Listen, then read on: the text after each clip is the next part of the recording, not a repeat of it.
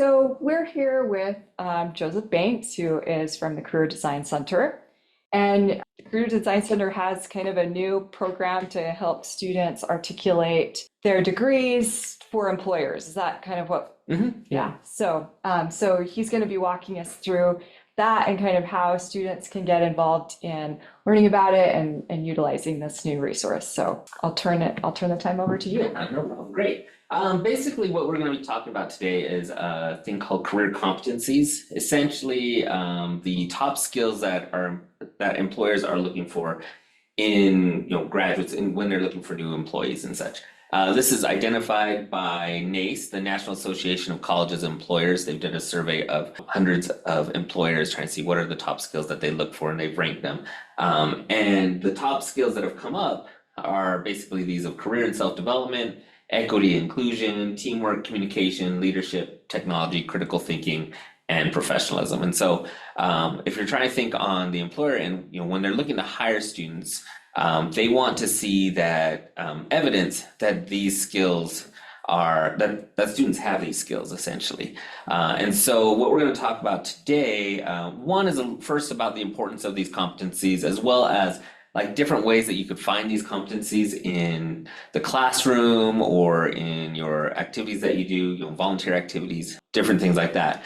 And also through what we have at the Career Design Center called Career Ready Aggies, which is a program that's designed to help students be able to identify what, that they have done these things, that they have experience in that, and that also that how to articulate that to employers. How do you express that in a way that's professional and related to the work that you're applying to? Because we notice that a lot of times people will say, not recognize exactly what skills they gain, especially, if you're a history major or religion or something like that. There's not really a lot of jobs that say, we want a specific history major. But there's a lot of great jobs and great positions that people who have graduated in history, graduated in religious studies, things like that, that they're doing awesome things in these companies and organizations because they have these skills and have been able to articulate how those skills that they've learned in school transition to the workplace, right? So this is a brief, quick look at this, and you guys will have people watching this will have access to this for more details. Slides, yeah. Because there's a lot of wording here, but I do want you to take your time to look through these and look at the brief descriptions of them and try to think, how does my experience now relate to this skill set? And how can I show this? Maybe I was part of a club, or maybe I've done something in the classroom. What skill set did I use to be successful in that event or that effort? All right, and so first one right here, we're going to go and divide each of them up. The first one is career and self-development. And that's basically how to proactively develop oneself and one's career through continual personal and professional learning, awareness of one's strengths and weaknesses, navigation of career opportunities, and networking to build relationships within and without one's organization. Essentially, can somebody recognize as they're in the workplace what their career path is, or how they can help develop their career when they are in the workplace or in an event or something. And on the right side, we have some sample behaviors here of different things that people who have this skill set do. They develop plans and goals for one's future's career, or they do things like display curiosity. They seek out different opportunities to learn. They assume duties or positions that will help them progress professionally. So this will be like if you are working someplace and you take the initiative to go and ask your employer, hey, I want to develop this skill because it's going to help me in my career, rather than just waiting for an employer to say, oh yeah, this will be, maybe we can put you here or something like that. This is someone who's proactively looking to develop both their self and their career. Right. So the next one would be communication. Basically someone who can clearly and effectively exchange information, ideas, facts, and perspectives with persons inside and outside of an organization.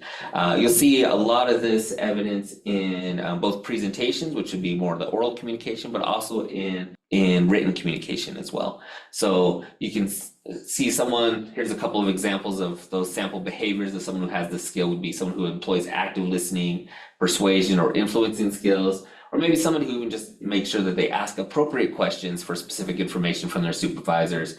and others, and promptly informs relevant others when needing guidance or they have assigned tasks. So they know how to ask the right questions, they know how to identify who can give them the right answers, and or at least how to seek out the answers to those questions. Another one would be critical thinking, someone who can identify and respond to needs based upon an understanding of situational context and logical analysis of relevant information.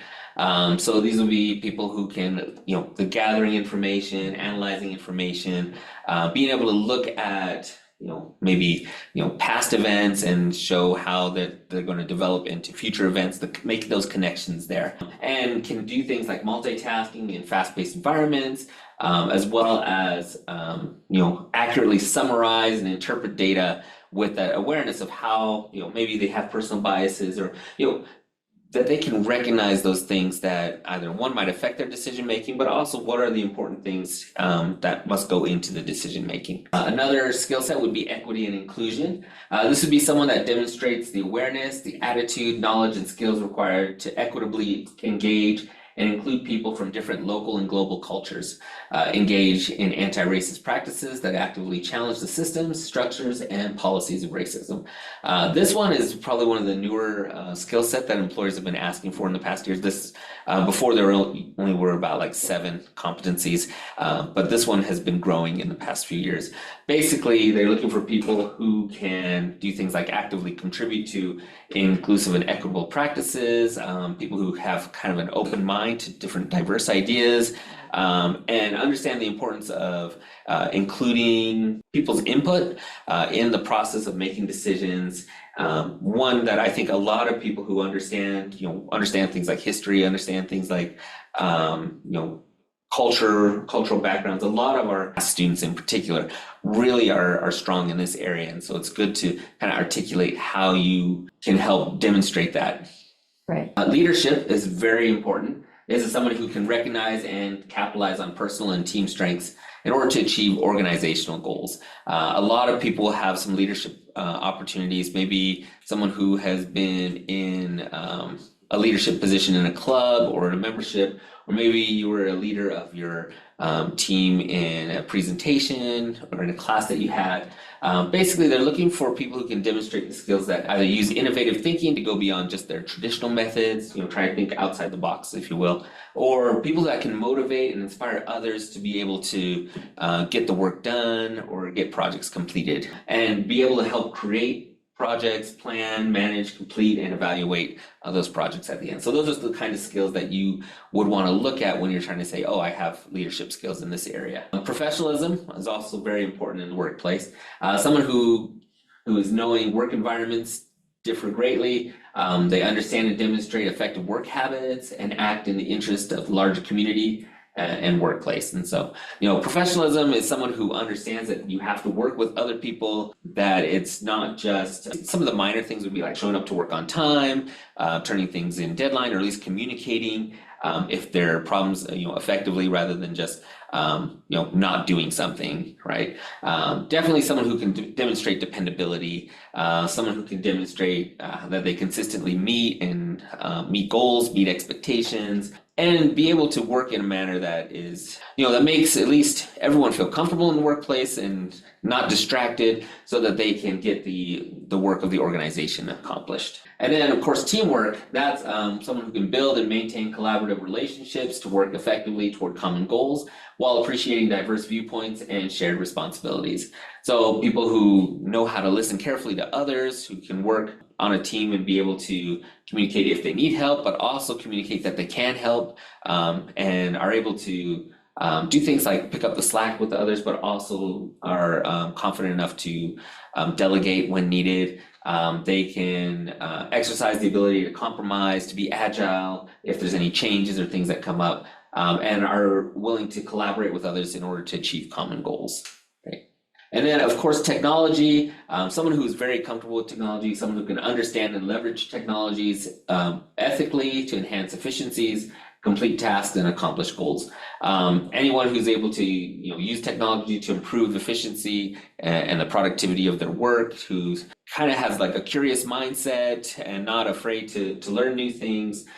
They can quickly adapt to those newer unfamiliar technologies, and then also be able to manage that technology to kind of integrate the information and the support that's going to be relative to the work they do. We've noticed, there's lots of new technologies coming up, and so it's very important that students and new workers in particular, but mostly everyone, that what things are coming up, what new technologies are available, so that you can use those effectively to get the work done, rather than finding out that the technologies are going to replace you, for things by staying behind. So it's definitely important to keep all of those things together. That's just kind of a brief overview of those career competencies here. And then what we have done at the university is we created a program called Career Ready Aggies. Essentially a program that helps you look at each of those competencies themselves and identify, okay, this is how I've done this in either my classroom or experiences, and this is how I'm going to present it, for example, to an employer. Maybe how do I present this on my resume, or how do I present this in an interview, things like that. And so for each of the competencies, and this is going to be on the Canvas course that we have. And so what we'll do is we'll take your A numbers and put you in the course for anyone who wants to participate in this, and insert it into the Career Ready Aggies course under what's going to be notified as the CHAS group. So it's for all humanities and social science students there. And you'll notice that each competency there'll be a module for each competency of the 8 that we've just listed here. And they'll have 3 things that you'll need to do.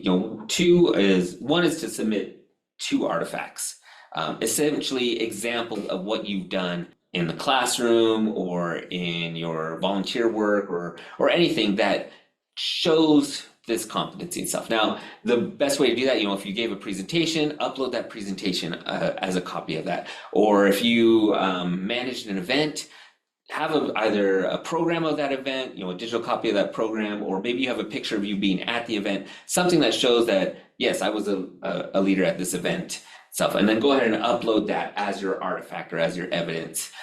Keep in mind that the artifact that you want to put up there is going to be something that you would feel comfortable talking about in an interview or putting on your resume. So for example, just kind of a bad example, if you will, if you're like, oh, I really got into medical because I really love Grey's Anatomy or something like that, is not necessarily the artifact that we're looking for. I mean, that might have been what inspired you to learn more about that technology or learn more about that career. But we're thinking of things that you can give as an example of what you did, what you would do in an interview itself. So think of a couple of those that you've done. And then the third point is to submit either a 1 to 2 sentence success statement, basically what you would put on a resume to describe what you did for that event or for that project, or even at your own work. If you're working part-time or you're doing an internship, that expresses that competency, whether that be leadership or communication or technology, or alternatively, do a 60 to 90 second video of you explaining what you did. In this scenario, that's going to be like an interview question. So if you want, whatever one you want to practice on there. And those artifacts themselves, it's over a course of your whole period here at Utah State University. So you should have access to this. And essentially, when you're thinking about it, don't just think about what you've done right now. Think a little bit about your past too. Especially if you're like a junior or senior, you're like, I don't have enough time to try to come up with something new, right? You don't have to think of something brand new. It can be things that you did your freshman year, your sophomore year, but it forces you to kind of think back on your experience and what you've done, and then go ahead and submit evidence of that or artifacts of that, as well as a short reflection, or in other words, the 1 to 2 sentence success statement or the 60 to 90 second video. And so I brought along here as well one of our student workers, Derek Hawley, and he has actually finished this, and I asked him to kind of talk a little bit about his experience of doing the badging and what it was like. Yeah, so I am one of our workers at the Career Design Center, and I kind of got to be the guinea pig for this program, this Canvas course. And I just want to share a couple of my thoughts about it with you. And I want to emphasize the fact that it is super, super simple. It was super helpful for me just going through and being able to say, okay, here are the competencies. Let me go back and think over the past couple of years, how have I shown that I have done that. The value I got out of it most was probably just a realization that I was a little bit more, I guess we'll say, competent than I was expecting, than I was originally thinking, because I was able to actually look at my artifacts and be like, okay, I have done this, I've done this. And in any places where I struggled thinking of examples, it is an opportunity for me and would be for you guys to say, I maybe am lacking a little bit in my professionalism, or I could put more effort into my career and self-development. I'm having a hard time finding artifacts about that. And then that is a way for you to self-analyze and say, okay, these are some things I can work on going forward. But the program itself don't think of it as something that's gonna, be super stressful or take a lot of your time. It is something that is really there. It's beneficial to you to go through your past and look at what artifacts you can find.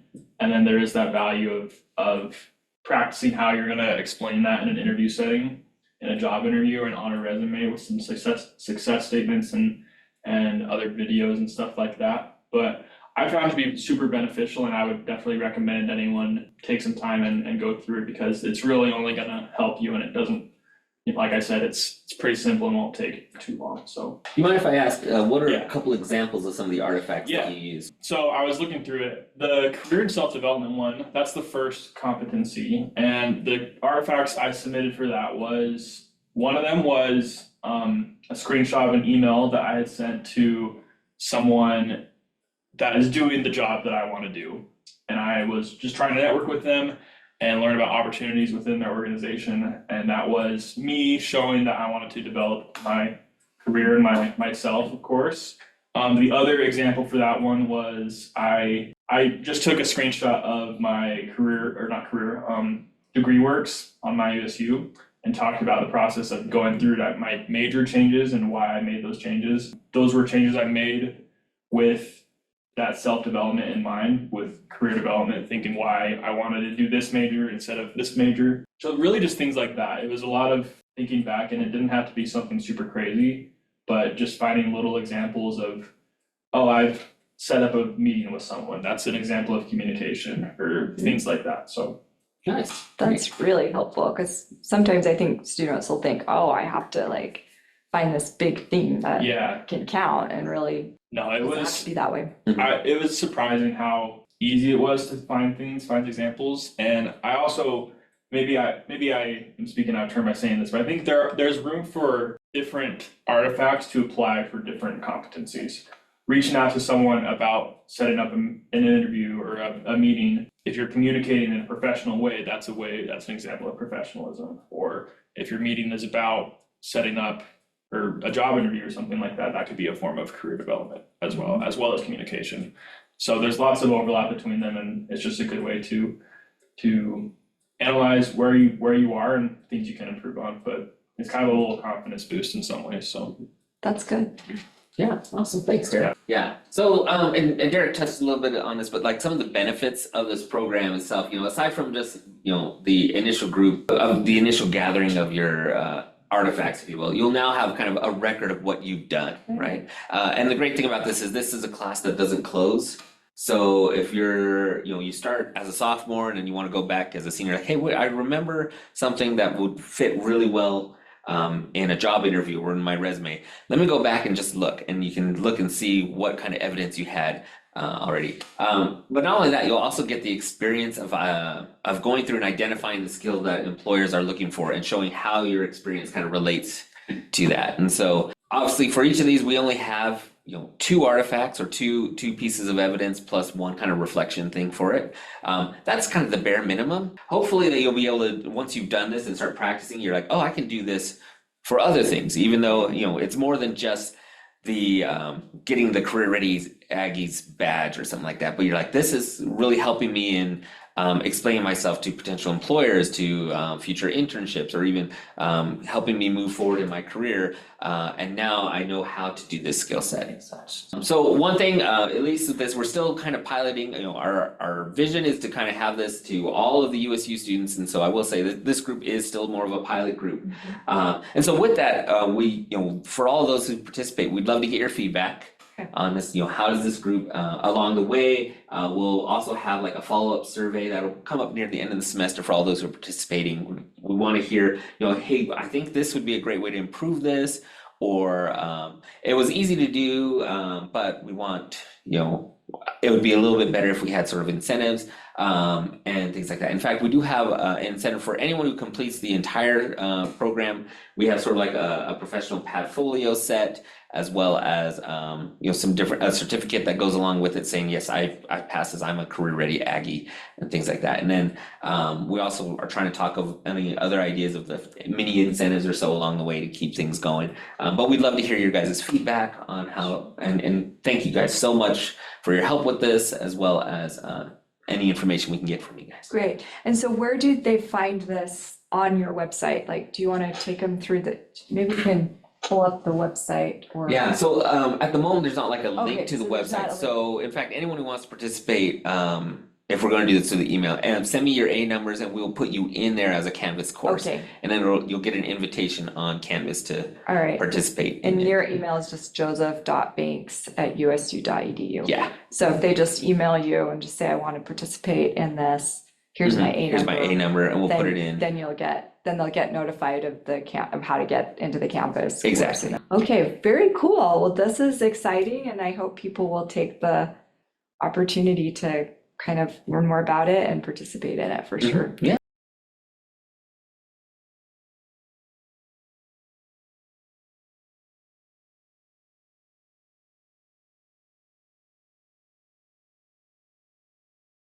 Feel free to get some. Let's get, so I'm going to